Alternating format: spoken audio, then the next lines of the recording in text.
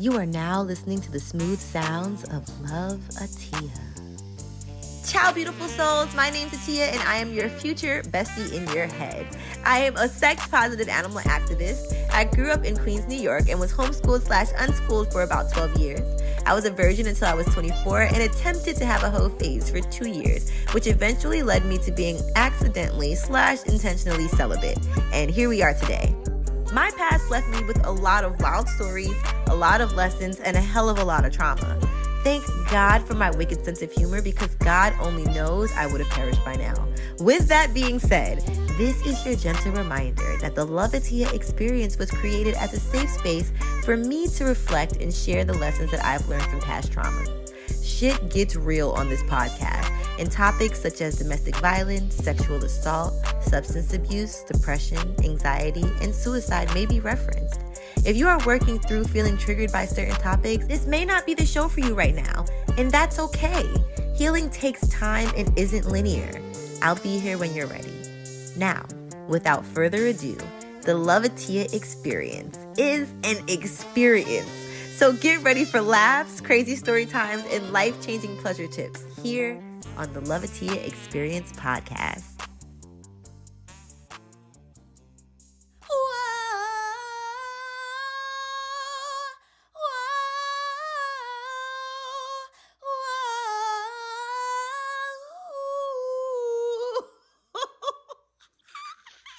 It's Virgo season and it's my birthday!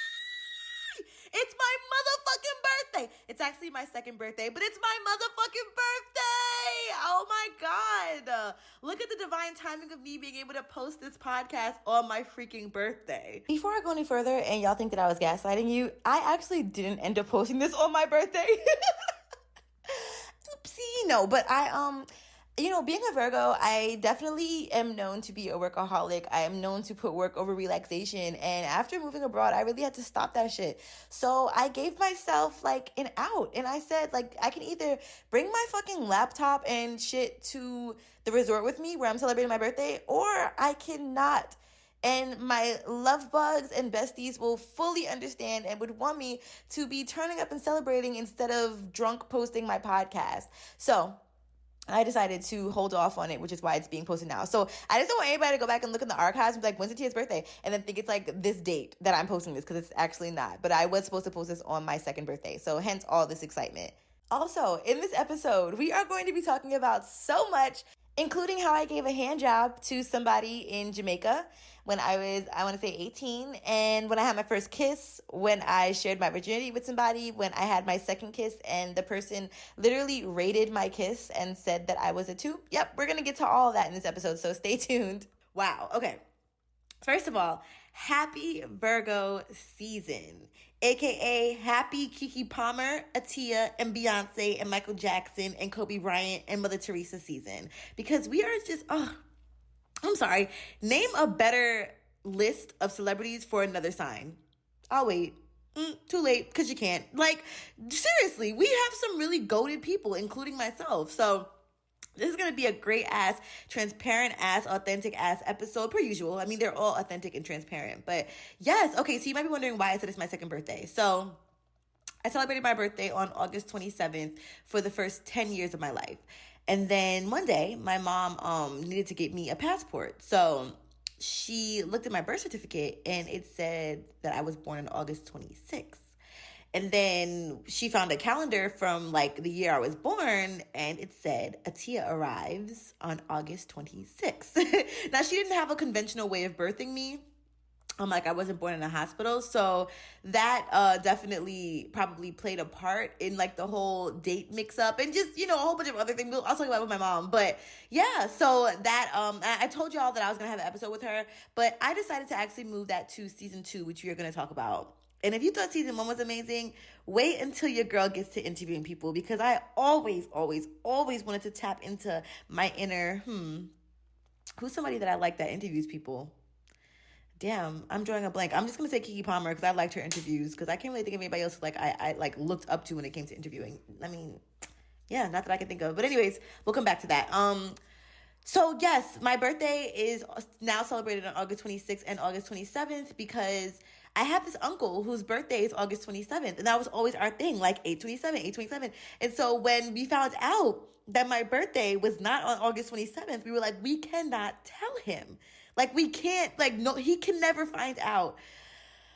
Unfortunately, he ended up finding out. And so we now, so I just celebrated on both days because I still consider my birthday to be August 27th. But you know what? You know me, I gotta be extra. I gotta do it big. So I get a chance to have 2 days of celebration. But honestly, my goal every single year is to learn how to celebrate myself every single day. I go hard in Virgo season, but I really just want to celebrate myself every single day.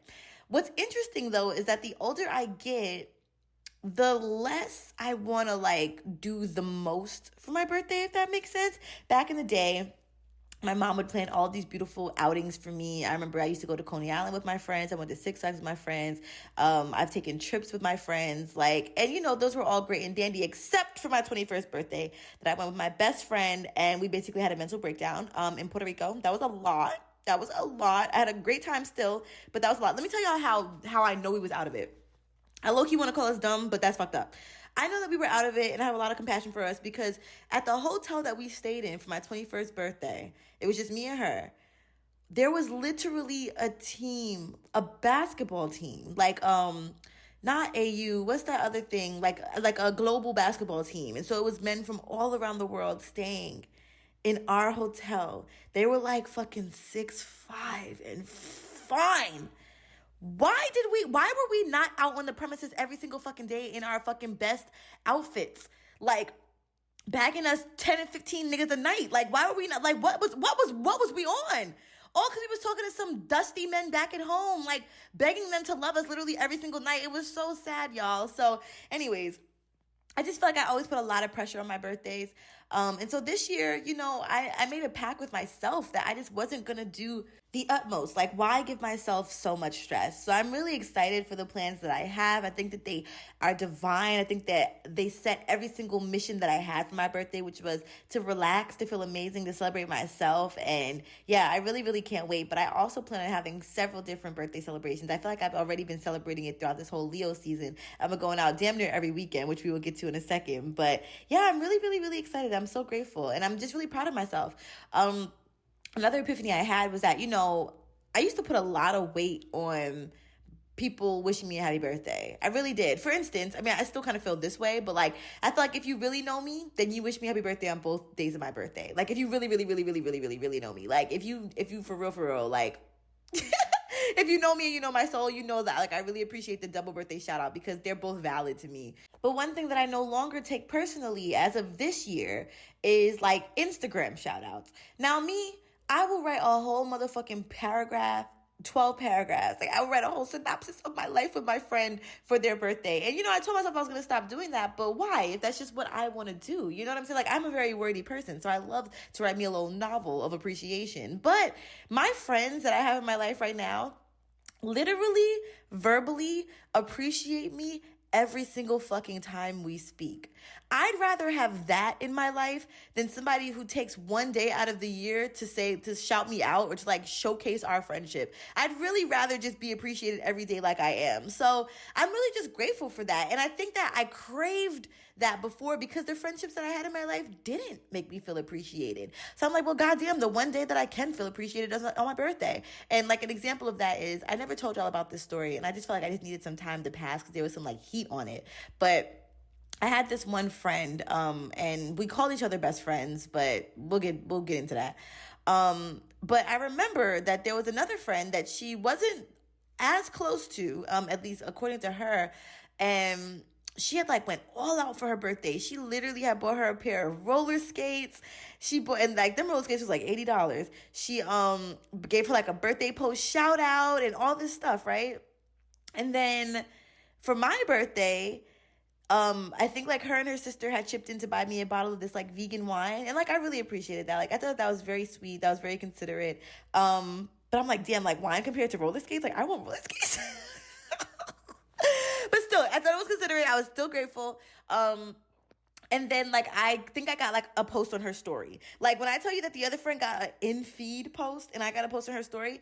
And so I think that even that, like, I was just trying to figure out why that meant so much to me. Like, why was that such like a a thing for me. Like, why do I feel the need for people to post me on their story? Like, it doesn't fucking matter. That shit goes away in 24 hours. And even if you post me on your feed, like, we got fucking, like, algorithms to keep up with. So I understand if, like, I'm not posting somebody's feed, but my point is that it's not that fucking serious. Like, it's just Instagram and social media. It's some made up shit. And we just create all of these rules surrounding it. So evolved me now is like, I'm so grateful that those friends in my life were able to celebrate themselves in the way that they were able to celebrate. I'm so grateful that my friend was able to give her other friend or our other friend roller skates. Like, I think that is so generous of her. And I'm grateful to have had somebody in my life who was that generous. I'm so grateful to have had somebody in my life who was so considerate to buy me vegan wine. Now, granted, she did take me out to a restaurant and said that it was my birthday celebration, but I literally only got $5 worth of food and it was bread because that was the only vegan option that they had. So maybe they were trying to make up for that. Maybe they're trying to make up for that, but I'm just grateful. I mean, the wine was bussin', so, you know, granted, I'm grateful for that as well. And yeah, but I say all that to say that I put so much fucking shit on birthdays. It's really not that serious. I also used to feel like I had birthday depression. Does anybody get that? Like, birthday depression? I don't know what that is. I don't want it, so I'm not going to have it this year. So I'm doing everything I can to make myself feel good. Like, I'm going to get a haircut. I'm going to get my nails done. I'm treating me and my mom to a massage. So yeah, little things like that, like, I think make a big difference in understanding that life ain't that serious and to just treat every day like it's your birthday and call it a day.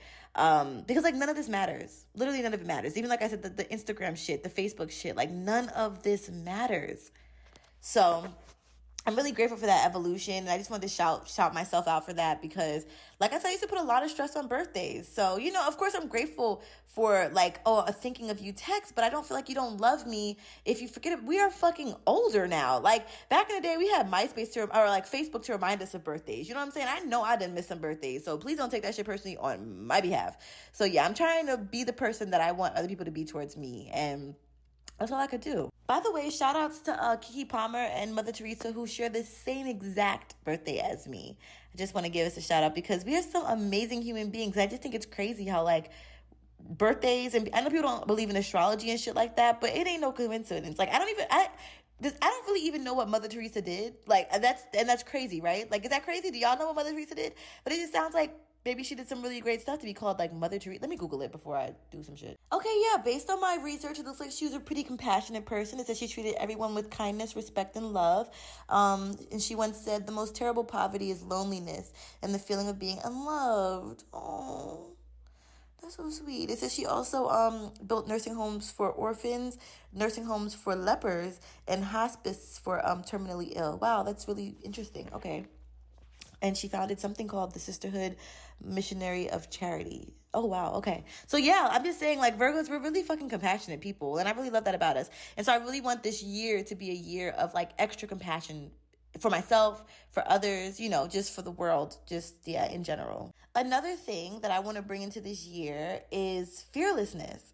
I feel like I really, really, really took a big step forward in moving out of the country, and I feel like that's some fearless shit. But I can't lie, I feel like I have really I've been gatekeeping my experience here. And so I know I said in a couple of podcasts before, and I was really secretive about where I live and all this stuff. But the reason why I was so secretive, I told you in a couple of episodes ago, is that I have a stalker, legitimately.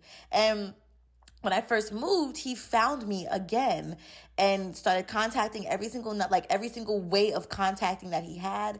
And it just got really scary. I was already in a place of, like, just not feeling grounded, not feeling settled. And so to then have him rear his head again in my life, it happens every single year to where he just finds a way to contact me on all levels. And so it was scary. And I didn't want to, announce where I was or where I was going or where I was living. And so I realized that there is a balance between, like, being safe and, you know, not sharing too much information, but also being able to share my experience without living in fear my whole life because of one person, you know what I'm saying? Or you know, multiple people. Even when I meet people here sometimes, and they're like, oh, do you live here? And I'll say no. And then they'll ask my social media, and then they'll see I actually do live here. I'm really just trying to protect myself because I don't want people to know where they can find me.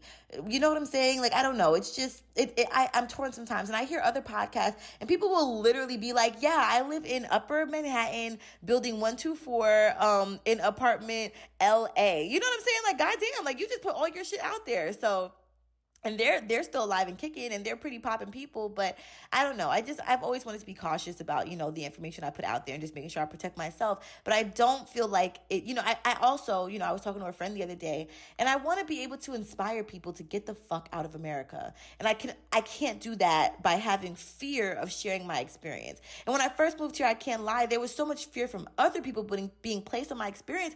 I didn't even feel like they really deserved to know, like, what my experience was here. I felt like, let me just, like, can I have something that I enjoy to myself? Can I just have something that I can just keep to myself? And I'm learning that, once again, there's balance in that. I can talk about my experience of living here, and then keep certain other personal times to myself. Just like I shared, my crazy night the other night with y'all, but I didn't have to share every single detail, and I didn't. I was really proud of myself for that. And I feel like y'all still got like a glimpse into my crazy love life. So yeah, I feel like that's where we're going to take it. So with that being said, if you didn't know, because a lot of people still don't know, I moved to Mexico. I literally live in Mexico. One of the safest places I've ever felt has been me living here. I think I mentioned this the other night. Like, I literally can walk around the streets drunk and feel like I'm aware enough to protect myself, but also not feel like I'm fucking a prey to predators. Yes, we are living in a world still where there are men who exist. So I don't want to say that, I don't feel like I ever get like hit on or whatever the case may be. I had a creepy cab driver the other day that said some shit about his like dick size, like shit like that. I'm just learning that's when boundaries come in, and you literally say, I don't want to talk about this, or this is not appropriate. And then they'll shut the fuck up. All this year of my life, I want to make men feel so uncomfortable. I want to make men feel as uncomfortable as they make me. And not in the way of, I'm going to be fucking lecherous, but in the way of, when a man makes me feel uncomfortable, I'm going to fucking say it. And that's how I'm going to be able to protect myself. You are making me feel uncomfortable right now. Stop it. Put some fucking bass in my voice and call it a day. So, I think that living fearlessly means not living in fear of men, not living in fear of their reactions, and not living in fear of anybody out there, and knowing that I am fucking divinely protected. So yes, I live in Mexico. And I mentioned the thing about walking around the streets drunk because I didn't feel like I could do that in Atlanta. I didn't feel like I could do that in New York. In Atlanta, I would call my Uber from the inside of the club. Like, bitch, be at the door. I'm not even walking down the block because somebody might try to fucking, I don't even know what they're going to try to do to me. Traffic me, mug me, fucking kidnap. Who the fuck knows? And in New York, do I even really have to say anything about New York? The good thing about New York was that usually there was always somebody outside. But it's like, who is that somebody that's outside? You know what I'm saying? But the thing about Mexico is because they turn up so late, 9 times out of 10, it's just a whole bunch of other young, drunk people either on vacation or whatever the case may be. The only thing you really got to watch out for is like the little kids who, grab at your heartstrings while you're drunk because they really know how to get to me. They sell these like bracelets on the street, and it's very, very hard for me to say no to them because they are just, they be asking for hugs. I can't. So yeah, but that's where I live. And I feel like this is a big step for me because, I know I mentioned this in a couple of podcasts ago, like I said, but then I started like just backtracking and being like, I'm not telling y'all where I live. And I want to tell y'all, I want to share these experiences with y'all so you can see I'm living my best life out here. I literally have not felt depressed for, I want to say, 3 months.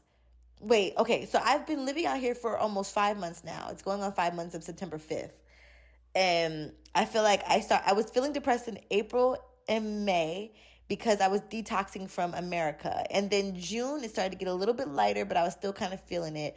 But I think June is when I went to go visit my dad, and that I feel like really brought like some light to me. So I want to say around June. So yeah, and it's interesting because I have felt some anxiety here. But what's crazy is that now that I think about it, the panic attack that I had was actually in New York. And I felt a minor panic attack here, but I was really able to subside it very quickly and calm myself from it. I did some tapping. I did some deep breathing, both times. And it really helped. And I feel like I'm able to defuse the panic attack bomb before it can even escalate for real into a full-blown attack. And I don't know the difference between a panic attack and an anxiety attack. Let's look it up. All right, so they have this graph of a panic attack versus an anxiety attack versus what both look like. So a panic attack starts suddenly and peaks within minutes.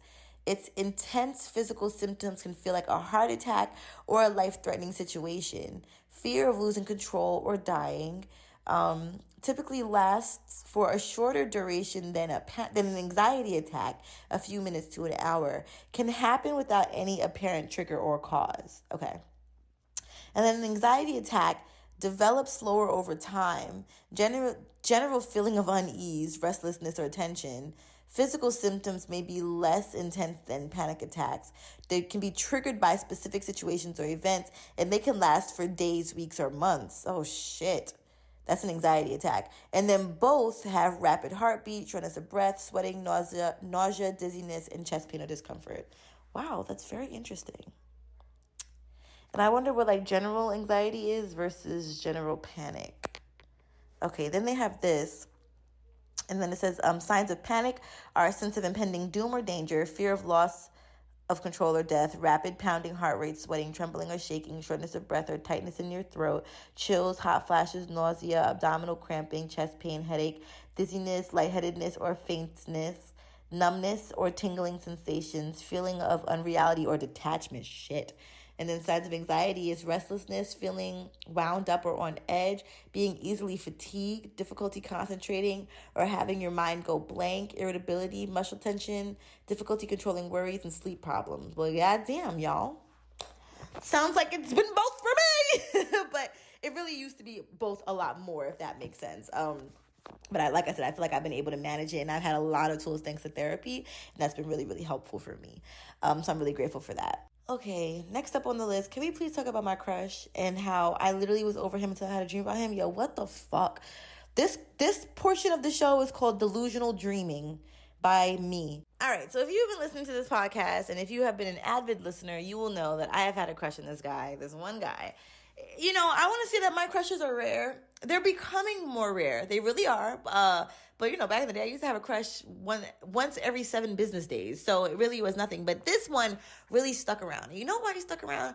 Because I remember I was driving in my car one day and thought to myself, wow, I would really have his kids. And if you know me, you know I do not want no motherfucking kids. Like, really, for reals. It would be so funny if this changes. Like, I really highly doubt it. I cannot imagine. And I just heard this thing on TikTok about how if you don't have kids, you don't have to reincarnate if you're a starseed. Anybody heard that before? Y'all ain't got to tell me to fuck twice. So, anyways, yeah, I was like down to have his kids. He didn't know this. I don't even know if he really knows me. But, yeah, I had a dream about him. And don't you hate when you have a dream about somebody, but you're over them? Like, I thought I was over him in a way, kind of, sort of. Apparently I wasn't. And then, yeah, back in my limerence, back in my limerence again. And listen to one of my old episodes if you don't know what limerence is, but it's basically delusion. Shout outs to the Sober Butterfly podcast for putting me on. But yeah, so not only did I have one dream, and you know what helped? Like that first dream was that he like kind of curved me. So I was like, okay, like, you know, it is what it is, whatever, I'll take the L. But then in the other dream, his leg was like grinding against my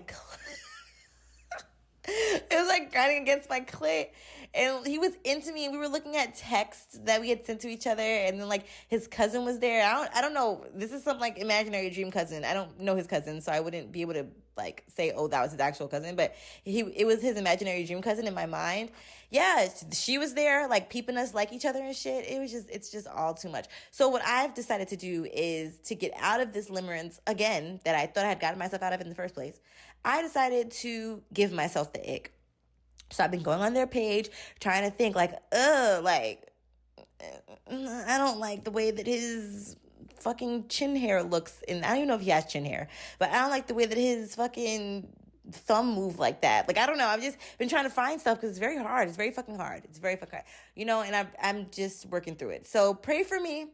Send prayers. Send prayers that I have his dick inside of me. Just kidding. I'm not kidding. But I think one of the reasons why I have this like obsession is because, well, I think that the obsession is going to wane in my life once I become obsessed with myself. So switching my direction, you know, if giving myself the ick of this person doesn't work, I should just give myself the un-ick. What's the opposite of ick? I should just fall madly in love with myself, and I think that'll definitely help. So I'm working on that. But I also realized that it's just not very, what's the word? it is very rare that I meet somebody who has ambition and confidence and creativity and just like all this shit. And I be looking at people like on Instagram and TikTok and all this stuff and in real life, and I'm like, you are dusty, musty, and crusty. Like, men be acting like it's so hard to keep up with themselves. So when I meet somebody who it seems like really cares about themselves and keeps up with themselves, it's very, very, very attractive. And they stand out because for whatever reason, like there are, is it a majority? I don't even want to talk shit about men on this episode, but like, I'm just saying, is it a majority consensus that men just gotta be a little dusty at times? So yeah, I can't.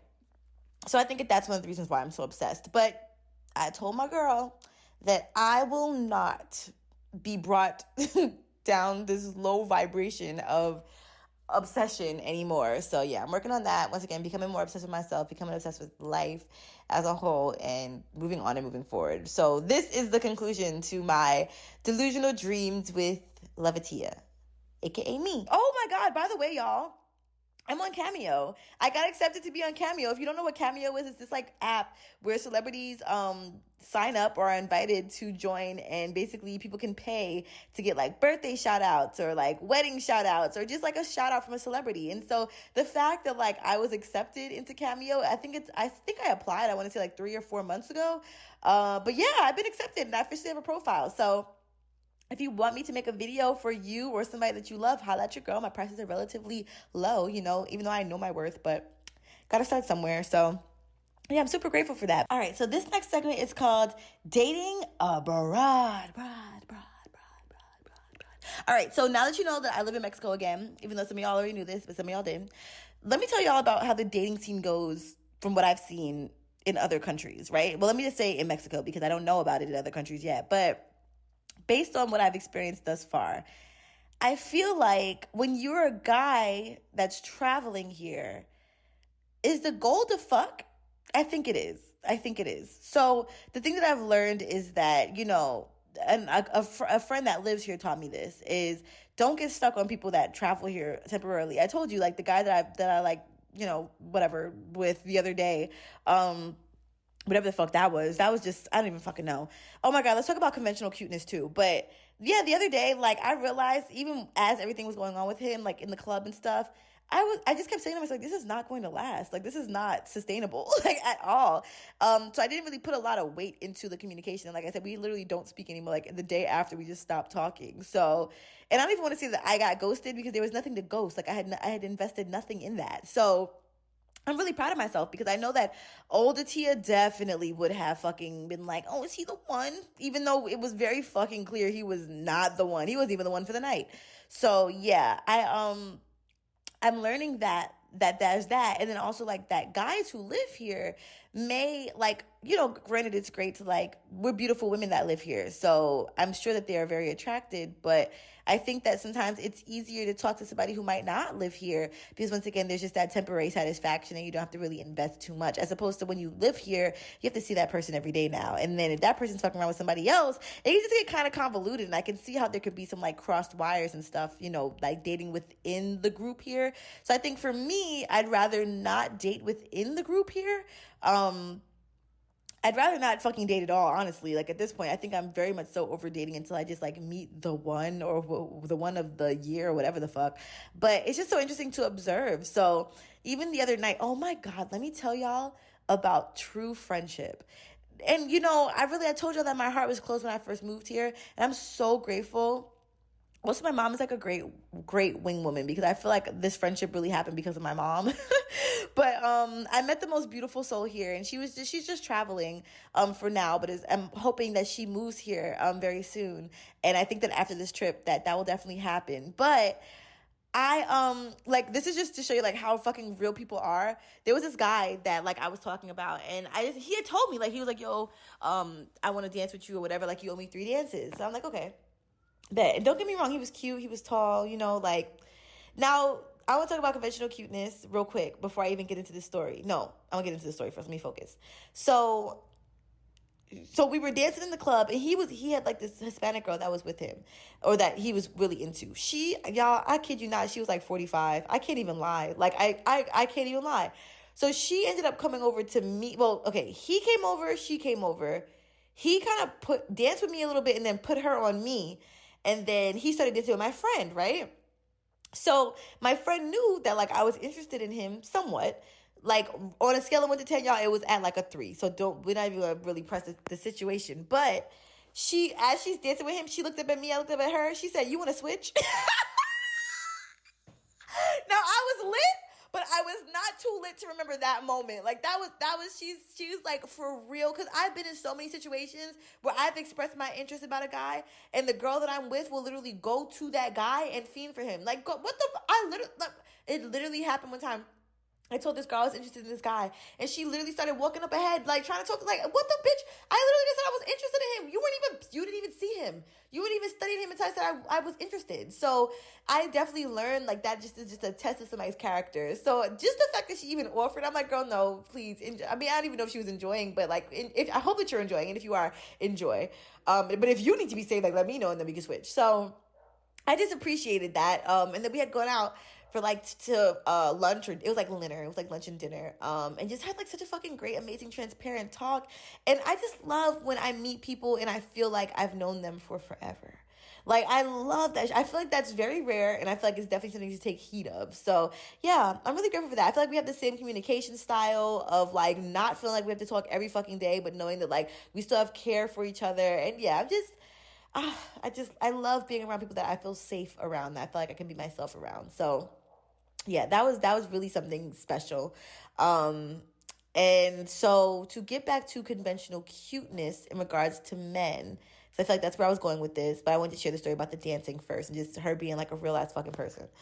So the guy that I had like fucked around with the other day, and like I said, we did not have sex. I did not suck a dick. But the guy that I fucked around with the other day, he was not conventionally cute, right? Like, I literally showed my mom a picture of him, and she was like, "Oh." And I was like, damn. It was one of the situations where you're like, maybe I should find a better picture. It's like, no, bitch, that was the best picture you got.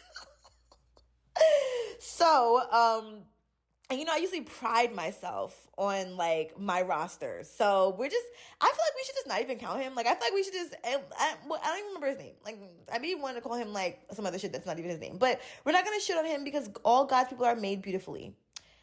And I'm sure that he had some endearing qualities for me to want to like fucking grind on him in a club. But what I will say is that I do think that I am starting to like people who are conventionally like not attractive, if that makes sense, because I've always gone for the more conventionally attractive person, and that's the one that everybody wants. And that conventionally attractive person is not always conventionally attractive on the inside. Actually, sometimes they are, and I don't like convention or conventionalism. So I think that what I'm focusing more on now is what's on the inside. Because if you're fucking not cute on the outside and you're fucking ugly on the inside, what are you fucking doing? Like, get your shit together. Like, get help. And I'm not calling these people ugly. That's why I'm like, it's not ugly. It's just not conventionally cute. It's like, if you line them up, I don't know if a girl would go for that guy immediately. And that's what I want. But at the same time, like, now that I'm verbalizing it, I'm like, I actually don't give a fuck. Like, I don't care what you look like as long as you're beautiful on the inside. So if you're beautiful on the outside, great. Again, everybody's beautiful on the outside. I don't want to sound bitchy, like, because we are all really beautiful. And even the guy that I fucked with, like, he was like he was a nice specimen, but I think it was just the fact that maybe like we stopped talking afterwards that made him like unattractive. And I don't know. I mean, he could dance, and like his voice was nice, and he had nice eyes. And his hair was soft, so we'll give him that. Yo, I just saw this video, and this lady was like, people can help him when they're, what did she say? She said facially unfortunate. Facially unfortunate took me out. Oh my God. But you don't know this, but in real time, I just had to come back 3 hours later because I was literally on a rescue mission of this fucking lizard in my house. Now, one thing I will say, when I first moved here, water bugs were a thing because I guess like the unit that I lived in wasn't really occupied like that before I moved. So like I had fucking these big ass demonic water bugs that were like on my door, like, bitch, let me in. So, we got that shit taken care of, honestly. And I really do try to have an open heart when it comes to insects, because when they decide to revolt around us, I want them to know that I am a friend, not a foe. But the water bugs here, we throwing fists. So yeah, like that. So we got that taken care of. But then, I know that people have said that they've had lizards in their house before, but I didn't have that problem, maybe because I had a cat. So little did I know today that when I took a pause to go make some vegan tuna, that a little tiny lizard was gonna run from under my bag. Now I thought that it was a centipede at first, but no, it was a baby lizard. So I just spent I want to say the last half hour, and I took another half hour after that to watch Love Island and eat my vegan tuna because I need to decompress. But literally trying to safely capture this lizard, and then thought I killed it by accident, and that fucked me up more than the whole hour and a half that I was trying to safely capture it. But in turn, I actually accidentally chopped off 3 of its fingers. And I felt extremely bad about that because I literally had great aim, but then somehow he was moving so fast that he got under what I was catching him under, and it was heartbreaking, honestly. But then I convinced myself that lizards can grow their fingers back. But now Google is telling me 2 opposite things. Like, yes, they can, no, they can't. I'm like, which the fuck one is it? Somebody let me know. In times like this, we need Steve Irwin to really give us the truth. So, anyways, I got it outside. I named him Miraculous, as I name all the lizards that I see. But then I was scared because I thought I killed him because he wasn't moving and he stayed in one spot for a really long time. And that made me really sad. And then I posted on my Instagram story listening to the song How Can I Say Goodbye to Yesterday, because I just felt like that's a really great funeral song. But then when I checked on him and I put some water outside for him, I realized that no, he's still alive. His tail's moving. So I gave him a leaf. But then when I went to go grab the leaf, there was a huge spider that set up outside on my leaves. So I didn't get the leaf from there. I had to get one of the dead leaves from underneath my other plant. And I got a leaf, but then I went to go kind of touch it a little bit with the leaf. And he moved. He almost jumped on the leaf. So it's like, yes, yes, yes, he's alive. He's alive. Yes, yes. But then he stopped moving again. But then the sun came out and he was like, fuck that shit. Started moving again. So then I moved the book that he was on to the shade. But now it's about to rain and you might possibly hear the thunder in the background. So hopefully that makes him take shelter in one of my plants. And when I go back out there, he won't be on that book because... Come on, Miraculous, I need you to survive. But this reminds me of all those videos on TikTok of people who literally be like, oh, I saved a turtle. Mind you, they just picked up a random turtle in the street and brought it home. Like, bitch, what if he had a family? So in this situation, I really was actually trying to protect my cat because I learned that when there are some lizards here that carry diseases, and so if the cat eats it, then it can fuck with my cat's liver. So, I was just trying to protect my cat while also trying to protect this species, but I'm really hoping that she pulls through or that he pulls through, because it was really heartbreaking to see him out there just kind of trying to recuperate. Because me, I just never want to harm a animal unless it's a mosquito. If it's a mosquito, it can die. But otherwise, I'm really praying for the best. So please send prayers to Miraculous, and hopefully by the time that this next episode comes out, I have an update for you. But, just check my Instagram story otherwise, because I think I also have a pre-recorded episode I want to post. Okay, anyways. Before I talk about how I gave a handy in Jamaica when I was 18, we are going to take a smoke break together. And if you don't have smoke, then what are you doing? I don't have smoke either, but if Heaven High was in Mexico, I definitely would.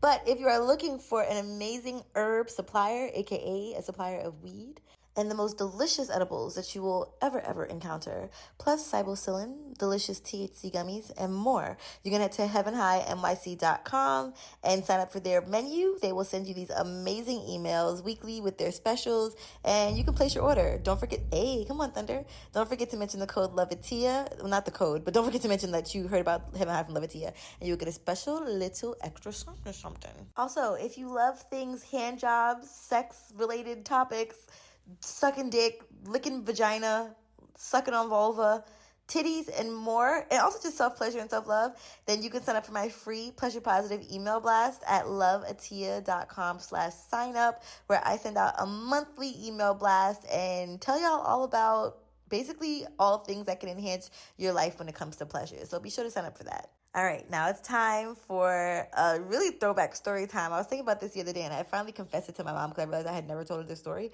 But let me tell you about the time that I went to Jamaica. It was the first time I had ever been to Jamaica. I was either 16 or 18. It's giving 18 because I had definitely had my first kiss by then. And y'all know, I think I told you I had my first kiss at 17. So it's definitely at 18. And we went to Montego Bay. We stayed at this resort. Now, one thing about Jamaica is they're going to have the honeys on the resorts, right? So I went with two girlfriends of mine. I don't even feel like giving them nicknames because it's just not worth it. It's just not worth it. And I think that their mom and their mom's friend went as well. But one thing about okay, so it's two friends. We're going to call them K and A because that's all I can really think of right now. So K and I had been friends for a little while. I had been like spending the night at her house and stuff like that. She had this cousin who back in the day was, I guess, what we would consider to be promiscuous. I mean, she just kind of had more like of a sexual life happening than we did. And even they, like her own family, would judge her and her promiscuity. And the only reason why I'm mentioning her is because when the friendship ended, I remember she went on Instagram and she was like, "That's why you're ugly," to me. And that was quite comical. I wish that my self-esteem would have been higher because I think that I don't even think it hurt my feelings back in the day. Like, even though my self-esteem wasn't all that high, like, I really don't think that I was like, "Oh, damn, am I ugly?" Because I think it's just like, that's so random. Like, why the fuck, out of all things to call me ugly? But okay, go off, sis. But anyways, she couldn't come on the trip for whatever reason. But I feel like she always kind of felt a way about that because we had been posting mad pictures and shit. And then the girl K had a friend A. Now, A was what I would call, I guess, more on the heavyset side. But one thing that used to happen to me when I was younger was, I've always been like a pretty slim girl. And so I was always very open-hearted when it came to people of all body sizes. But for whatever reason, A was hella fucking miserable. She would always comment on her weight. And, like, it just seemed like that was a form of contention. Like, me and K were the two skinny friends, and then A was, like, the heavyset friend that, like, people feel like they were obligated to talk to for whatever reason. Like, I don't know. The sad part about it is that A was actually very beautiful and really could have pulled anybody that she wanted to. Like, her weight had nothing to do with why people didn't want to talk to her. It was more so her attitude. Like, her attitude just sucked ass. So let's just keep all that in mind. So I had a resort boo. He was a server at one of the restaurants. And then my friend K had a resort boo. And he was one of the bartenders at one of the, like, bars. But then A, like, because she was so, like, just attitude ridden, also she went on the trip and didn't have any money. So I always feel like when you travel with a friend who don't have no money and then they can't do the things that you want to do, like the excursions and shit, that's just always, once again, another bone of contention. So at this point, it feels like it's me and Kay versus her, but really it's me and Kay versus your pockets, girl. It's nothing to do with you. And I remember, like, we would gas her up and try to make her feel better about herself, and, like, for whatever reason, like, nothing could help her attitude. And again, I say the men did not want to talk to her because of her weight. Because in Jamaica, they like them thick. So that definitely wasn't a thing. It was definitely because of her attitude, okay? I just want to make sure that was 1,000% clear.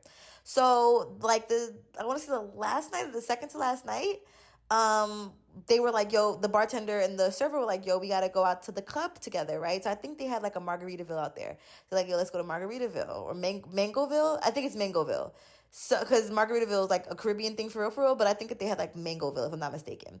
So we get dressed up. I don't really know how her mom ended up letting us leave this resort without her. To me, that was like very irresponsible, but okay. So her mom let us leave the resort. Maybe her mom didn't know. I don't know. But it was the three of us. We all ended up getting in a cab. I don't know if we went with the guys. We might have went with the guys. No, I feel like we met the guys there because I remember we were partying for a little while before we saw them. And then we got to the club, and next thing we know, like, my boo is there, and I'm like, oh, it's fucking lit. Now, mind you, in Jamaica, the legal drinking age is, I think, 18. That shit might even be 16, to be honest with you. So this was my first time really getting lit. And on the resorts, they be watering down the drinks. So we was taking shots, but they were like those Jamaican Bob Marley shots, or like the Jamaican colors, but like in shot form or whatever.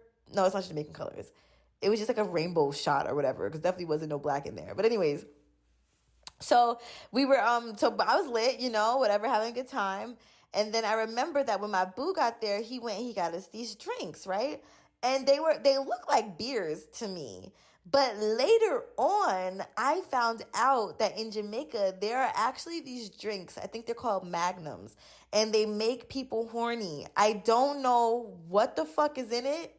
I don't know, like, what the fuck made me Google that shit, but I just know that that's what he gave us. And pro tip of life, like, never let a guy open a drink for you and then bring it to you, because, like, I remember he bought us the drinks and they were closed, so we tried to open them ourselves, but we couldn't. So then he went back to the bar and had them open it. But that is just a very much so ample time for him to be able to roofie us, right? And when I first recorded this, I was like, yeah, but, like, I don't think he roofied us. And then listening back to it, I'm like, if somebody gives you a drink that is supposed to enhance the certain way that you feel, like, it's literally something in the drink that's supposed to make you want to have sex or feel horny, isn't that technically a roofie? Or is a roofie just something that, like, knocks you out? I just feel like anytime that your drink is compromised, it's a roofie. Like, I feel like roofie is a term for anything that can technically, like, lead to date rape, in my personal opinion. But, like, let me know if I'm right or wrong about this. But yeah, I really had to, like, correct this part of the podcast, because in the original version it was like, yeah, like, I don't think he roofied us, and then midway through I'm like, yeah, but the drink had me so horny, like, girl, maybe you're a roofie then. So yeah, just watch your drinks, take this as a sign, don't leave your shits, and if you do leave your shits, make sure that your friend is watching over them, covering them. Okay. The story goes downhill from there. So if you think that that's the worst, just bet your bottom dollar it's not. All I remember is he ended up bringing me outside the club. We went over by these rocks, and I remember thinking like, wow, he could really kill me right now if he wanted to. And it was literally a formation of rocks over the ocean. Literally, like one wrong step and I could have tumbled to my death in the dark. Oh, it was night. I could have fallen into the ocean at night. So we ended up sitting on these rocks. You know, when you're drunk, you're not fucking stable and shit. We're sitting on these, I can't believe I remember this. We're sitting on these rocks, and then we start making out. And I remember the shorts that I had on because I think I had just recently got rid of those shorts. Crazy how I had shorts for 10 years. That's kind of sad. I think I still had those shorts. But anyways, so he was like, we were making out, and then he started fingering me. And that was not the first time that I had ever been fingered. But like on the liquor that we were on, I wasn't the drugs. On the liquor that we were on, that shit was hitting crazy. I wasn't smoking yet, but I just remember like I was ready to risk it all. Now, granted, I knew that I wasn't gonna lose my virginity, but now this is where it gets a little bit blurry. I don't think that I started jerking him off. And I only say that because I do remember when I did start jerking him off. And I feel like it was happening in the back of the van. But maybe I did jerk him off a little bit while we were sitting, but I feel like we would have finished. And he definitely didn't finish. So yeah, we were just making out, he was fingering me. And then I remember he stopped and this nigga proposed. This nigga proposed to me and my 18-year-old ass and was like, yes, I want you to marry me. I remember he gave me his like work tie, and I think I got rid of that shit when I was in my relationship because he was so fucking territorial that he didn't let me. I mean, I get it. Like, I get why you wouldn't want me to keep another nigga stuff, because I had also had a pair of some guy's underwear. But we'll talk about that in another episode. But yeah, ended up having to get rid of that tie, I think. But yeah, Shorty proposed to me. Okay, so then like we leave the rocks because my friends started blowing up my phone and shit, I think. So then we ended up all meeting outside, and I think they were low key mad at me because like I had disappeared for a second. Like, okay, bitch, damn, I was getting fucking finger popped. But I got it, I understood. And then they were like, oh, let's go to another club. Y'all, tell me why we get in some van. So mistake number 29. Get in some van. I think we were still making out. I was probably like touching on his penis, but like wasn't really jerking it at that point because the club wasn't that far. We get to the club, and I think they're trying to convince them to like let us in for free. Why do we walk in and it's dead ass people fucking? Like, it's just people fucking. Like, it's a stripper pole, and it's just people fucking. Now, if I would have known, like, what I know now, like, I know sex clubs exist. So I would have been prepared to know that we were going to a sex club. I'm thinking we're going to a strip club or a regular club. At this point, me and my friends were like, we got to go to the bathroom. So me, Kay, and A, we go to the bathroom. A's having a panic attack. She's like, I want to go home. We're like, bitch, us too. Like, we didn't fucking know we was going to be here. So we're like, calm down. So we're like trying to figure out what the fuck we about to do. We must be like, okay, we're just going to tell me we want to leave. Like, this is not our scene. Like, we are not trying to fuck. Like, granted, both of them were sexually active. And I'm trying to think if Kay ended up fucking. I really don't remember. But I just know that we ended up leaving the club shortly after that. And then we got in the van, and I was making out with the guy, and I was jerking him off. Once again, like, he didn't finish. I don't even remember him really getting hard for real, but it could have been the liquor. But maybe I'm mistaken. Maybe I don't know. I was really a super virgin back then. But the fact that, like, I can see us in the back of the van is crazy. And then I remember when I got home, like, after the whole trip was done, he had sent me a picture of a wedding ring and was like, this is yours. I really meant what I said. Like, this was my mom's wedding ring. Like, we're going to get married. And, like, Brandon, had I known about 90 Day Fiancé back in the day, I would have been like, no, my brother. But I was super scared, and I've always been scared of commitment in a way. So that never really went anywhere. I think I ended up, like, blocking him. He had me on WhatsApp. I ended up blocking him on there. Or maybe, like, Kick or something. I don't even know what the fuck we were using back then. But yeah, that's the story of how I gave a handy in Jamaica. Like, I don't know where that story came from and why I remember that out of nowhere. But yeah, I just randomly confessed it to my mom the other day. I was like, wow, I should tell my friends on the podcast this, like my besties. Like, definitely crazy. Definitely a good time. Now, if that story made you horny and want to touch on your bits, then I highly recommend that you head to shopsadora.com, which is a Black-owned and women-owned sex toy shop where you can use the code iloveatiya and get 15% off of your purchase. Now, if you want discreet shipping, whether you live with somebody or you don't want your mail person to know what you're getting in the mail, then Shop Sadora is definitely the place.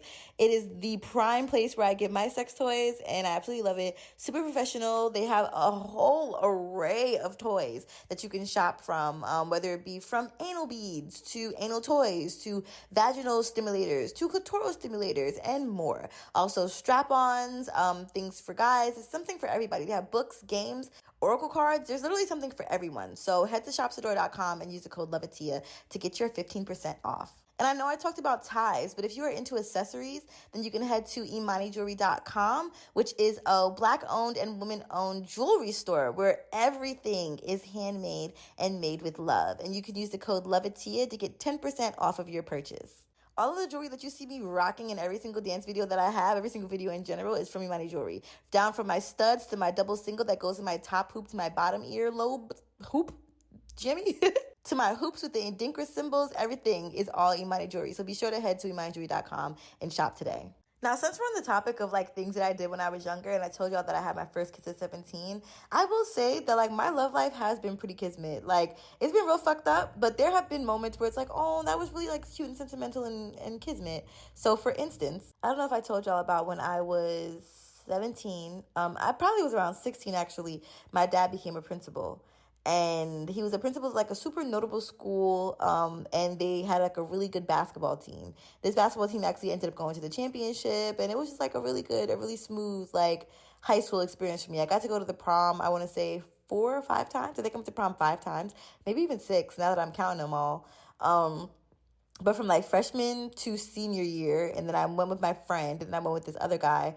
So yeah, 6 proms, and it's so funny because everybody's like, oh, you're homeschooled, so like, do you get to go to prom? Yes, bitch, 6 of them. But the story of me getting my first kiss was I actually had this like deep fucking infatuation with this guy. Let's call him Ford. And you're going to be like, why? But just know it's going to be Ford.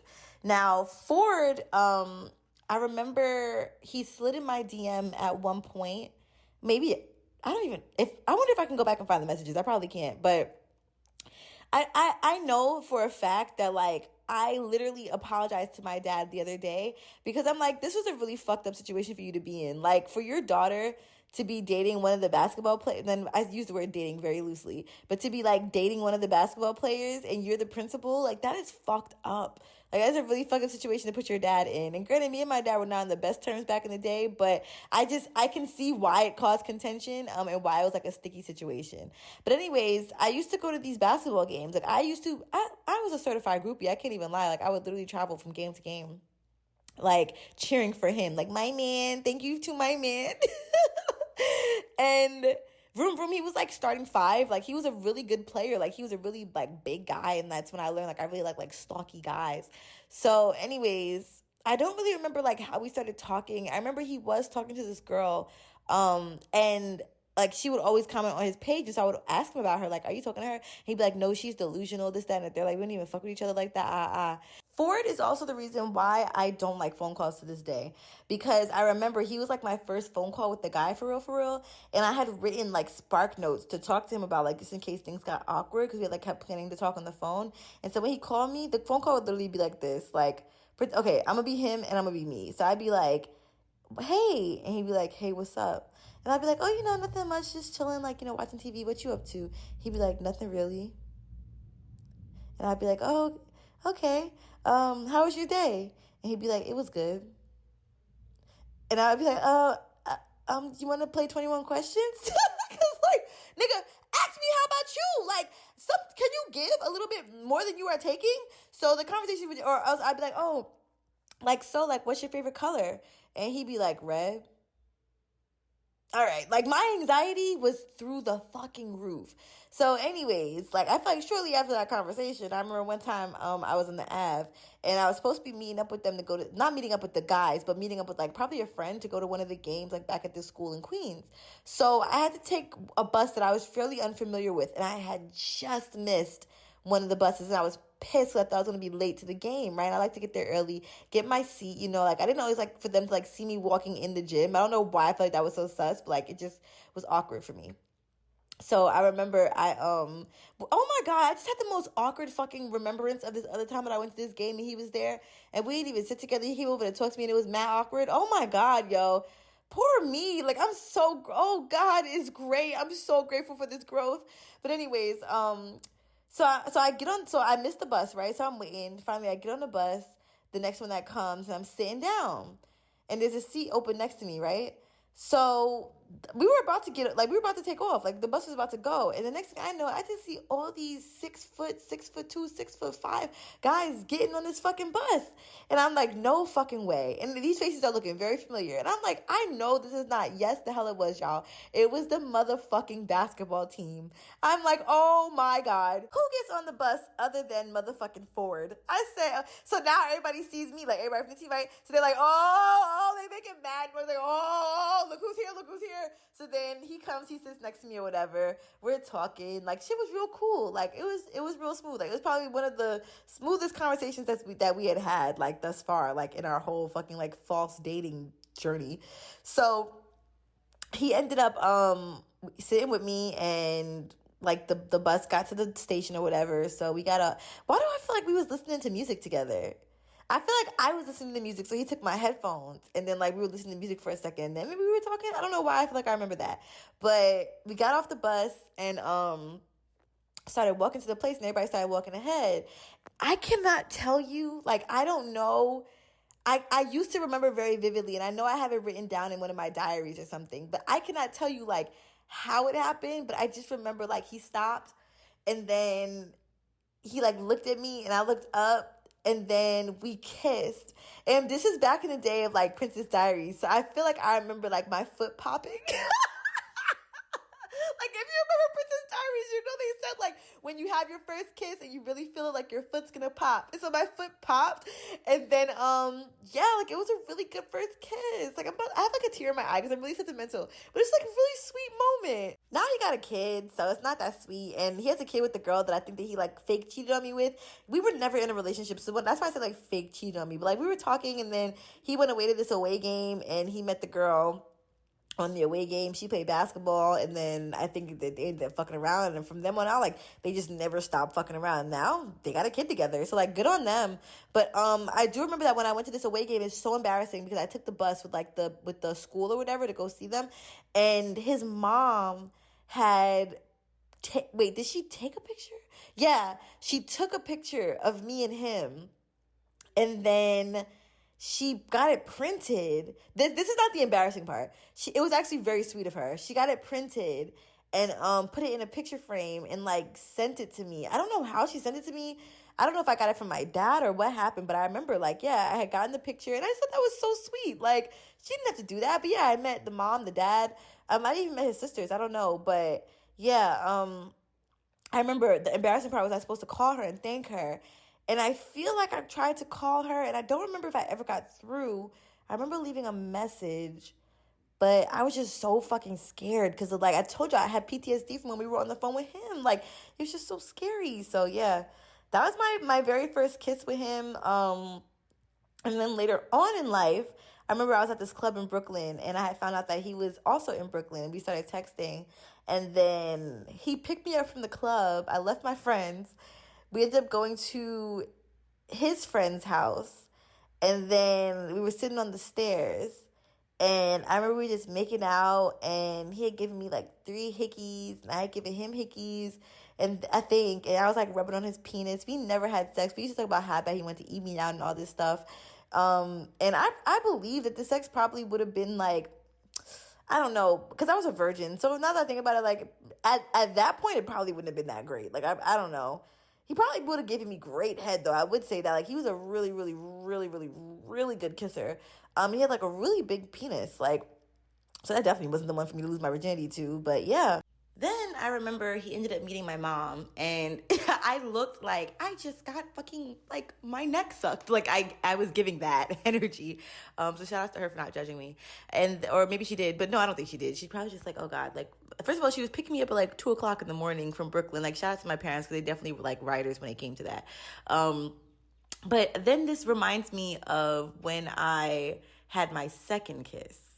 And my second kiss was not with Ford. My second kiss, do I even remember the guy's name? I know that I met him at a Christian camp. Like, and I'm not even Christian. So why I was at a Christian camp, let's not even dive into that right now. But I remember I went over to his house in Brooklyn.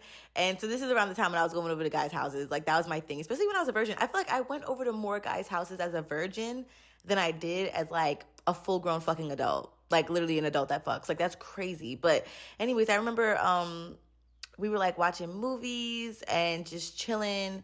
And then we started kissing. And I think this was my first tongue kiss. And mind you, this is right after I had my experience with old dude. So the way that the sequence happened was I had my first kiss at 17. Then I had my second kiss with this guy and with this other Brooklyn guy. And then Ford and I think, then reconnected at some point, maybe like later on in that year. So by the time that me and Ford had reconnected, I already knew how to kiss. But the most embarrassing part was I remember asking Brooklyn boy, like, what, like, how, like, can you rate my kisses on a scale of 1 to 10? This Negro is gonna rate me a motherfucking 2. A 2? Like TWO? When I tell y'all, I was crushed and I had to redeem my motherfucking self. So we kept trying. And then by the end of the night, I was like, okay, so like, what would you rate me now? Sure, you gonna say a 5 or a 6. I give up. At this point, cut off my lips. At this point, like, I can't. I was on the bus. I wanted to cry so bad. Like, he told me this when I was at his house, but yeah, I remember I called my bestie at the time and I was like, girl, like, I cannot kiss and I don't know what to do about it. And she gave me the best advice ever. And I feel like this advice has really taken me very far. And I have now become, in my opinion, one of the best kissers ever in life, especially as a virgin. Like, you really get to practice with that shit a lot. I could get off on kisses. I could kiss somebody for 3 hours straight. Now, to this day, if I meet somebody who likes kissing as much as me, and I'm talking about, like, if you could kiss me without, like, even fondling me crazy, like, you know, if you want to touch your ass, that's fine. But, like, if you could just kiss me and hold me and touch my back, oh my God, I'm gonna be a puddle. But the advice that she gave to me, so for anybody out there who wants to, like, learn how to kiss better, is kiss somebody the way that you would want to be kissed.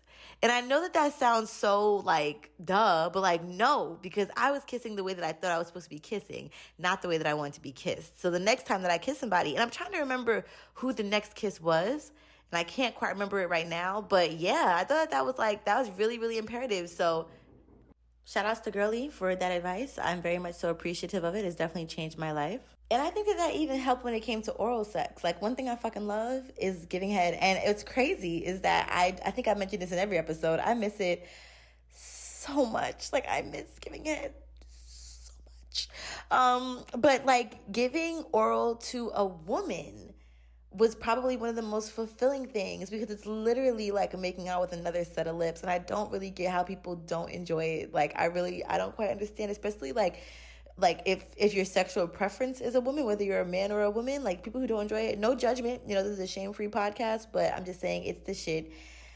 10 out of 10 recommend. And when it comes to penis, yeah, like, I usually love sucking dick. The only thing I don't like is, like, the person that's attached sometimes. So that's the part that sucks, which is why I haven't sucked a dick in a long time. But yeah, my, like, sucking dick celibacy had happened way before my actual, like, sex celibacy happened. And speaking of celibacy, I decided that I wanted to share my virginity story with y'all because, one, it's a story that probably is one of the highlights of my, like, horrible, toxic, unhealthy relationship. And two, I think that it's important to share, I think, what happened before, during, and after, especially for people who are considering losing their virginity or sharing their virginity, which is what I like to say, because as I've stated before, I don't believe that you can lose your virginity. I don't think that anything can be taken from you. I think that you can share it with somebody, unless it's a situation where it's assault. I'd like to think that you're still not losing a part of yourself. You know, I think that that's definitely a different situation where you're not necessarily sharing a situation with, or sharing that circumstance or that moment with somebody, but when it's consensual, I think that you're definitely sharing and you're not giving up anything. And I think that there's definitely there's this societal thing that happens when it comes to virgins and virginity and your worth before and after. And so I want to just touch on all of that. But I also want to share my story because, like I said, it's one of the better times that I've had with my ex. So my ex and I had been together for, at that point, I want to say maybe a year and a half, right? And I remember we were taking our first trip. Now let me rewind back to November because unfortunately I have to really touch on like the real shit before I can get to the good shit. So the real shit is that in November I had no. Okay, so let's wait. This timeline is off. All right, I don't really actually know like how long we'd been together and how long it's hard because as you'll see in my other episodes, our relationship was like a fluctuation of fuckitude for like 2 years before we even started like actually dating. I take that back. It was 1 year. So we met in 2017.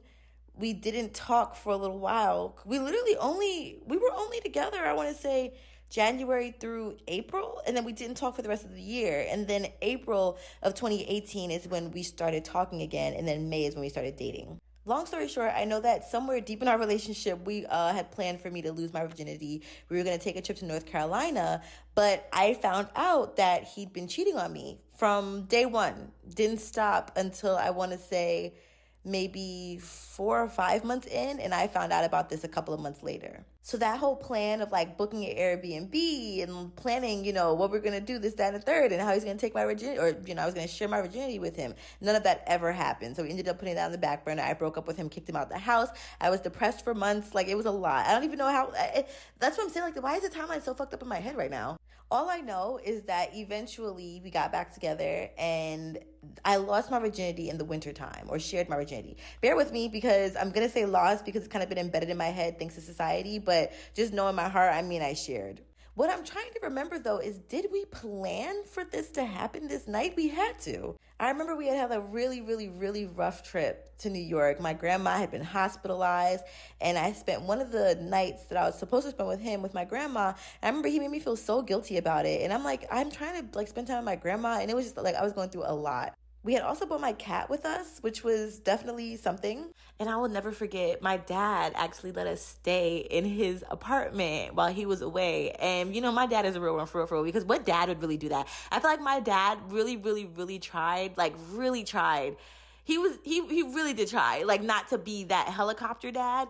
I remember we got to my dad's house and this is why sometimes like I think to myself, maybe for my next relationship, my dad should actually be like really fucking like I don't even know what the word is, but like not cool, like not even a cool dad, because he's a really cool dad, but he shouldn't be, maybe, because he literally was so generous for my ex and my ex was so undeserving. And that sucks because like my dad, he really does love like enhancing people's lives. He loves the youth, and so like he was just trying to, I think, just be a good like male figure in my ex's life.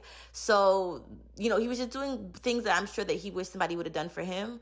But it's just, I don't think that he should change who he is. I take back what I said about not being a cool dad, but I think that my ex was just so undeserving of it. And so anyways, my dad ended up actually buying my ex his like passport, like he paid for my ex's passport application. And yeah, that was crazy. So like we got there and like the passport application, he printed it out, like it was literally sitting on his like kitchen table for us. And I thought that was so fucking considerate, considering that my ex was a dickhead. And like, really like, and this sounds so harsh, but he was so mean. Like he literally was so mean. And I can't even lie. Like I was not the nicest in our relationship after a while, because you can only get stepped on for but so long. But this is supposed to be a positive story. So let me be kind. Let me take a deep breath.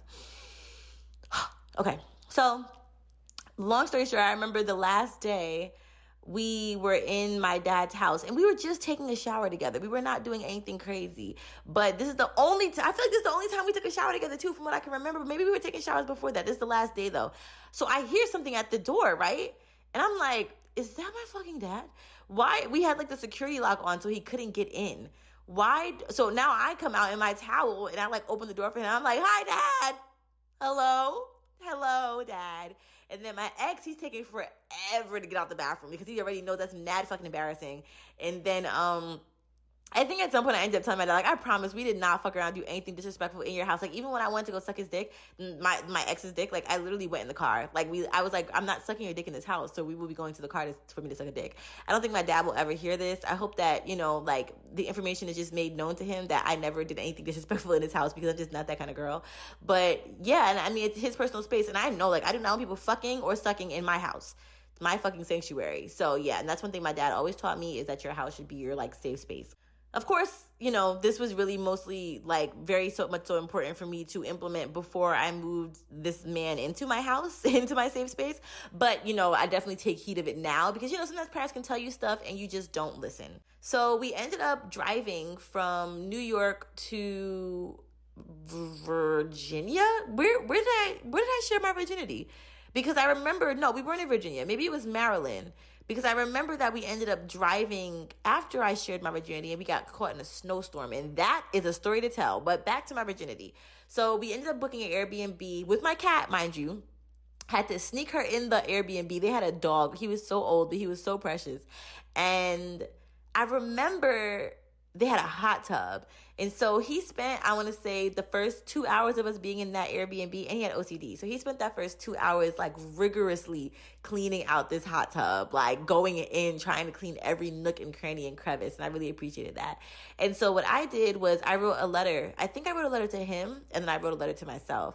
And basically it was like to the person that I am before I shared my virginity versus after I shared my virginity. And granted, I'm the same person, but I think I just wanted to heal a couple of things before I took that next step into my life. And a couple of things about it was that I know that I always brought up the fact that he cheated on me because that was a pretty raw thing. Like, it wasn't something that I just was like okay with, like it wasn't something I just got over, and I brought it up a lot. And I also, there was a lot of contention between me and this female friend. And I know that a lot of my stories like have a female friend of somebody that I'm fucking with, like fucking with our situation. I don't know what the fuck that's about. I hope I've never been that friend in somebody else's life, but she caused a lot of turmoil in our relationship. She was like really disrespectful just towards me and boundaries. And I don't think I ever told y'all about the time that she was over my house and we were all playing like a game, getting drunk or whatever, me, his best friend, and then this girl that he considered to be like his other best friend. And me and him were making out in the bathroom. She came and knocked in the bathroom, said she had to pee. All right, so we left the bathroom. And then I think I went back into the bathroom to go pee. And then when I came back out, she was like laying on his shoulder on my bed. Like, they were both like sleeping, laying on my bed, and she was cuddled up on his shoulder. I tried to tell this story in episode 2 of my podcast, and when I tell y'all, I had veins bulging out of my head. So I'm grateful for the growth that I can be able to share this story with y'all and not feel like I'm about to want to punch a wall, because I can't lie. Like, the disrespect was real, and if I have to look on the bright side of things, I'm so grateful, because one thing I will never do is be caught in that situation again. I will never not call somebody out in the moment, especially when it comes to just respect in general. I think that I have to pick my battles, though, because I think that there is like a form of ego that can get involved. But in a situation where we're in a relationship and there's already contention and you're literally cuddling up with my nigga, that's the time for me to black. And when I think about it, I think I did black. Like, I think I blacked. Or did I leave? I think I left, y'all. I think that in an alternate reality I blacked, but I think I might have just got my shit and left my own house. I think I left my own house. Why do I... Okay, well, anyways, that's not the point of this story. But I say all that to say just to give you kind of the levels of disrespect that there was. So I remember we had gone down to the car to smoke, and I just, basically told him I forgive him for the cheating, and I was working on forgiving him, but I was like gonna let it go, and I wasn't gonna keep talking about it. And that's once again like kind of gaslighting myself, because if I'm not ready to let it go, I'm not ready to let it go. And if it still hurts me, it still hurts me, because it still was a bone of contention in our relationship after that. But I just felt like for me to be able to enjoy my moment of being intimate with him for the first time, this needed to be done. And I just needed to be able to focus on the moment. And then same for his female friend. I was like, it is what it is. I'm not going to let her come in between our relationship anymore. I think I read him my letter, and then he was like so grateful, and we like passionately made out, and then we went back upstairs, and then it started. So he ran the tub, he lit some candles, he played some music, he had everything set up, and this is probably the most thoughtful he had ever been in our whole relationship. And so I always say, I know I went through a lot of shit, and for the first 2 years. So like up until probably the beginning of this year, I just wondered why. Like, why did I go through so much stuff with him? It was just so much. But I realized that I said no to a lot of people when it came to sharing my virginity with them. And there were a long list of people. There was a long list of people that thought that they were going to be the ones to experience this with me, and a long list of people who didn't deserve it. So I don't necessarily feel like he was deserving, but I think that I was deserving of the treatment that I got on the day that I did have this intimate moment with him. And for the first time, I felt safe with him, and I really needed that for this experience. So I'm grateful for that. And maybe he was in my life for that, because I can say that I truly have no regrets. Even with everything that went on, I never had the thought like, wow, I can't believe I let him take my virginity. Like, no, I'm surprised at that, honestly. But reflecting on it, no, I don't feel that way at all. So I remember he ran a shower for us first. And so he had like ran out to go get something, maybe to start the music or something like that. I thought he had started the music already, because I remember I walked into the room and it was just music. And we had gone to Walmart before that, and I think he bought condoms and lotion and like soap and like just a whole bunch of shit. He just bought mad shit. I'm like, did he buy rose petals? No, I don't remember rose petals, but I don't remember that. But I do remember that I had kept like the massage lotion that he had bought. And he bought something else that we were supposed to use, maybe like a bubble bath or something. And I know he bought candles. So yeah, like I said, the ambiance was really beautiful in the bathroom. We're in the shower, but when he left the shower, when I tell you my body was shaking so bad that I was convulsing, like my entire body was like, those wiggly things that are outside of like car lots? That was me. I was a wiggly thing. Like my body was like fucked up. We ended up, when he came back in, I really was trying to calm myself down. I think I might have been having a panic attack. Now that I think about it. But I think that when he came back, like I just tried to be in the moment and kiss him. I think he could tell I was a little like really nervous. So he just tried to calm me down. And then we got in the hot tub after the shower. And I was still nervous. I started feeling nauseous, and it was just a lot. My body was so overwhelmed with everything. And we were making out, and then he ate me out in the tub. And I didn't necessarily like enjoy head like that for real. Like I said, like I was really self-conscious at the time, again, because when you have a partner who's like out and about and doing whatever they do, like your pH balance is not always the fucking best. So I think that I just never really was able to enjoy like oral with him for whatever reason. He loved giving me oral. I didn't necessarily feel like I can remember like really getting off on it. But anyways, he gave me oral, and I remember he was fingering me, and then we probably made out some more. I don't even know if I did anything to him. And then I remember we went in the bed, and I remember that the first insertion, we probably needed a lot more foreplay. Like a lot of more foreplay. Like the tub stuff was cool, but I think that the transition from the tub to the bed, I don't know what happened, but I don't know if I was as lubricated as I needed to be. And I'm trying to remember if we had lube, and I can't remember. But I remember the first insert was hot. It was just so hot, and it hurt. Like it was not like, oh, this feels so good, and I kept waiting for it to feel good. And as I said, not even trying to give nobody no props, but my ex was not a small young man when it came to his endowment.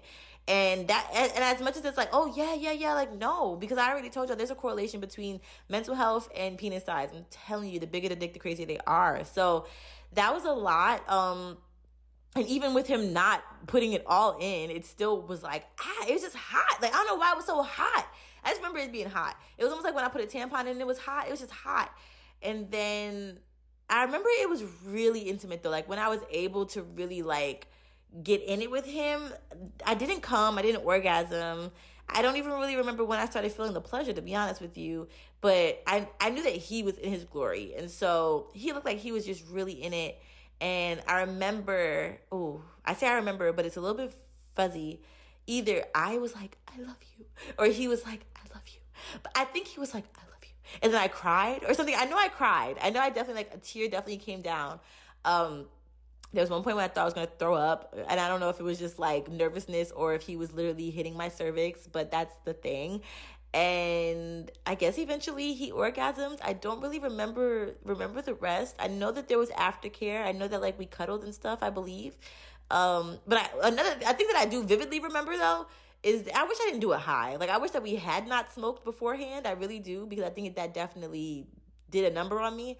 But I remember my cat was wilding. Like, the dog had come upstairs, and we were on like the top floor, and it was like a triple. Like, it wasn't even a duplex. It was like a triple house thing. And we put a towel down by the door.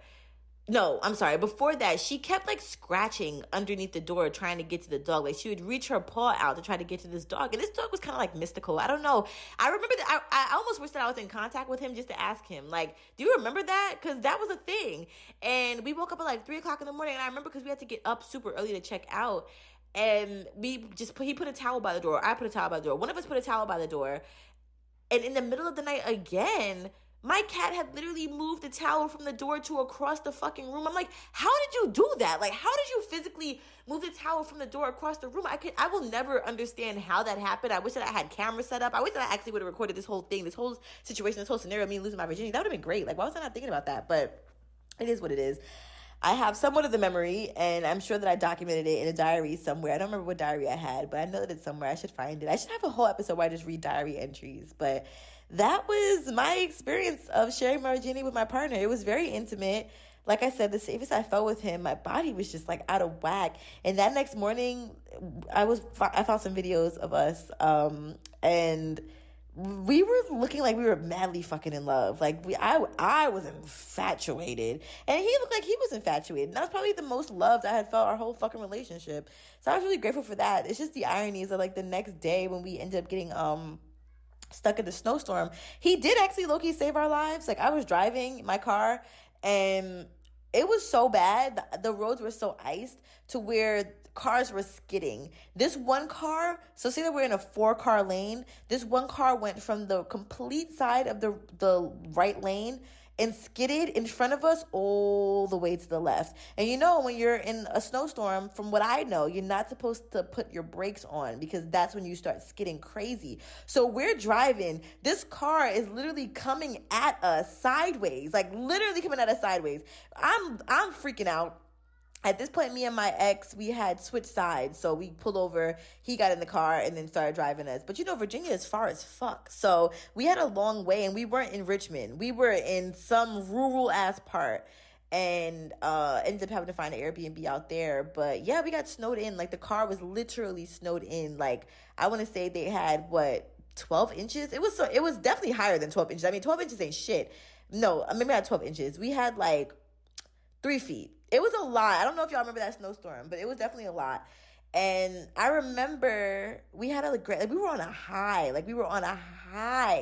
And then I tried to ride the dick that night, like in the middle of the night. I tried to just get on top, and that don't do that, y'all. Like, first of all, no. Second of all, it hurt a lot. I wasn't aroused enough to be riding no dick, and I didn't know what to do. So I just was like, I don't even know what the fuck I was doing, but I just know that he was like, no, this isn't it. And I was like, wow, I feel mad discouraged. Like, where's the encouragement? And then I ended up losing the Airbnb key, and then we went to go get it replaced because they were going to charge us a crazy amount. And then we ended up finding it, he ended up finding it, I think, underneath a stool. So we never had to go waste our time getting it fixed. It was a lot. We ended up staying there 2 days, I think. And I think my dad had paid for it because my dad is fucking amazing, and my nigga was broke. So there's that. And yeah, I remember we fought really bad 2 days later, maybe. But it's just a roller coaster of being really good, then being really bad, then being really good, then being really bad. Like, just so manic of like a situation. And the scary part, I think, was just the things that would like set him off wouldn't necessarily be things that you would think would set him off. And I'm no angel, so I'm not going to say that I wasn't set off, but it's just like, you know, when somebody does something in a relationship and it really fucks you up, but then they get mad at you for being fucked up. It was kind of like that kind of situation. Like, I felt like, quote unquote, I had the right to be angry. But in all reality, if a guy ever cheats on me again, I'm leaving, because the deal breaker was, if you cheat and if you put your hands on me, I leave. And he did both, and I stayed. So yeah, I wanted to just end with like some real shit, because I really do think that he was in my life to share my virginity, you know, share that experience with me and give me such like a beautiful experience. But I learned so much, and I know from here on out I'm definitely protecting my heart and my body, and even trying to have that whole phase afterwards. I'm so excited to explore my sexuality with somebody that I feel completely safe with. Again, like, not even again, but just thinking about the few positive sexual experiences I had after that. And even, I mentioned earlier in a couple of episodes how I felt like I had to have sex with him sometimes because we were in a relationship. If you're in a relationship, please take heed and know that you don't have to have sex with somebody just because you're in a relationship. You don't just have consent just because you guys are together. I think that consent is very important to ask, because if somebody's not in the mood, they're not in the mood. And just because you're in a relationship doesn't mean you can't be coerced. So I just want to make sure that that's very clear. And coercion is not okay in a relationship. You shouldn't say, well, if I don't get it from you, who am I going to get it from? That's fucking manipulation and coercion. Go jerk your fucking dick off and come back. Like, or find other ways to get intimacy from me without sex. We can have intimate conversations. We can watch movies. We can cuddle. You don't have to have sex. We're not these like carnal fucking beings that just can't handle not fucking. So I just want to make that be known. I don't know. I just felt that in my spirit to share. But all in all, like on a lighter note, I'm grateful for that experience. Like I said no to so many people who thought that they were going to take my virginity when I was younger. And I'm grateful that this was a hell yes in that moment. And yeah, no regrets. No regrets at all. I actually have a video up, and it's on YouTube, and it's called Advice for a 21-Year-Old Virgin, Should You Wait? And I think that that's like a really, really beautifully and eloquently said definition or answer to anyone who wants to know the answer to that question. If you are questioning if you want to share your virginity with somebody, I think that, like I said, the answer's in that video. But for a short answer, I think that when you know, you know. And I think that there's no question about it. And I think that the most important thing is for you to feel safe, and not only safe physically, but safe emotionally. I think that that's one thing that I didn't necessarily feel like afterwards, and even before. And I think that there was a little bit of like me convincing myself that I felt safe just to get through it, because physically I did want to share that moment with him.